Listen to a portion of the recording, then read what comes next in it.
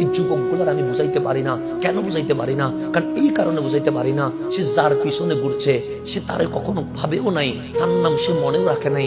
কিন্তু খোদার কসম, তারে যদি আমি বুকে লাগায়া আমার নবীর রওজার সাথে কানটা লাগাইয়া দিতে পারতাম, তারে যদি শোনাইতে পারতাম তোমার নায়ক তোমার নামও জানে না, তোমার খেলোয়াড় তোমাকে নিয়ে ভাবেও না, তোমার নেতা প্রয়োজনে তোমার ইউজ করে, প্রয়োজন ছাড়া তোমার কবর নেয় না, কিন্তু সোনার মদিনায় রওজায় দেখো তোমার নবী তোমার গুনাহ দেখে উম্মত উম্মত বলে চোখের পানি ছেড়ে দিয়েছে।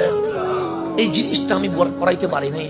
যদি আমি পারতাম আপনাকে নিয়ে রসুলের সবচেয়ে গম্ভীরের সামনে আপনাকে রওজার সাথে একটু কাঁটা লাগাইয়া দিতে পারতাম, আপনি শুনতেন আমার কামলিওয়ালা কি বলে, আমার রসুল কি বলে, এখনো পর্যন্ত চিৎকার করছে। সেজন্য আল্লাহ বলেছে ওয়ালামু আন্না ফীকুম রাসূলুল্লাহ, আন্না ফীকুম রাসূলুল্লাহ।